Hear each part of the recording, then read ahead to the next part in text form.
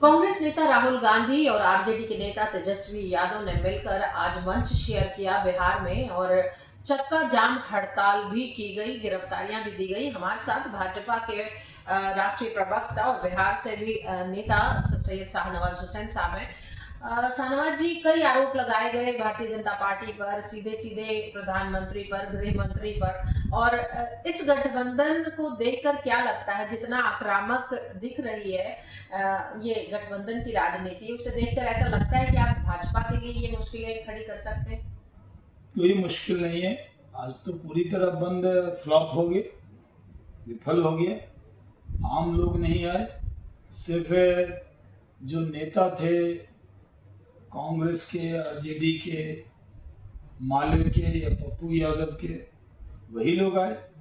बाकी तो आम लोगों ने पूरी तरह रिजेक्ट कर दिया। बिहार में एक अच्छी सरकार है, उसके अच्छा काम कर रही है, जनता खुश है। कल ही महिलाओं के लिए 35% आरक्षण हुआ है, वो जश्न मना रही है। और उसके बाद बिहार के अंदर जब चुनाव होने वाले हैं तो चुनाव तो इलेक्शन कमीशन सब जगह कराता है। अभी लोकसभा भी कराया। कांग्रेस पार्टी जहाँ हार जाती है वहाँ इलेक्शन कमीशन को दोषी ठहरा देती है, और जहाँ जीत जाती है कहती है वो पराक्रम से जीत गई। आपने पप्पू यादव की बात की। पप्पू यादव को ही राहुल गांधी और तेजस्वी यादव के ट्रक पर चढ़ने नहीं दिया गया, कन्हैया कुमार को भी नहीं चढ़ने दिया गया, तो ये कैसी राजनीति है? नहीं, ये सही है कि पप्पू यादव को नहीं चढ़ने दिया गया। एक बड़ा, वो तो इतना कांग्रेस के लिए बोलते रहते हैं और उन्हीं को स्थान नहीं दिया। तो तेजस्वी यादव और पप्पू यादव के बीच में जो दरार है वो साफ दिख गई।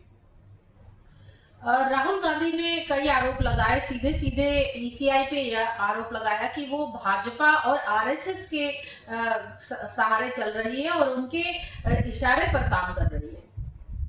ये पूरी तरह दुर्भाग्यपूर्ण है ये आरोप।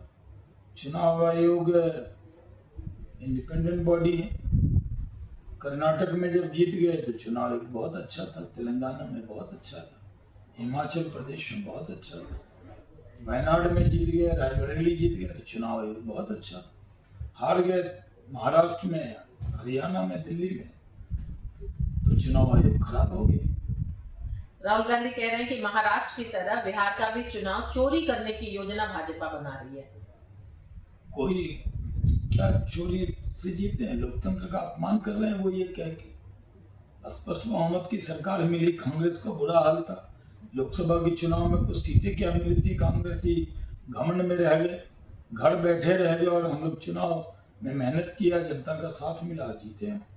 वोट रिवीजन को लेकर विपक्ष लगातार लामबंद हो रहा है, और तेजस्वी यादव का कहना है कि वो बिहारियों को वोट नहीं देने देंगे। क्या दो गुजराती मिलकर बिहारियों को वोट देने से रोक लेंगे? इस तरह के शब्द का इस्तेमाल प्रधानमंत्री के लिए या गृह मंत्री के लिए किया जाना, क्या लगता है कि ये जानबूझ के इस तरह के शब्द का उपयोग किया गया है? बिहारी सेंटिमेंट को जगाने की कोशिश की गई है, जबकि उनको मालूम होना चाहिए कि नरेंद्र मोदी जी बिहार से बहुत प्यार करते हैं और बिहार में जो तरक्की हो रही है उसमें उनका बहुत बड़ा रोल है।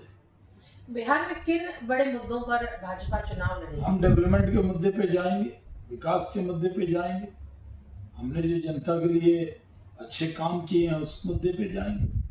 महिलाओं को बड़ी सौगात दी गई है आरक्षण के तौर पर, जी, महिला मंदिर, और क्या इन तमाम मुद्दों पर जो आरजेडी या कांग्रेस के जो संदेश रहते हैं हमेशा मुस्लिम, यादव, तो क्या उसकी काट कहीं ना कहीं महिला, और जो सीता जी के मंदिर बनाने की बात की गई है, ये तमाम बातों को लेकर भाजपा जाएगी?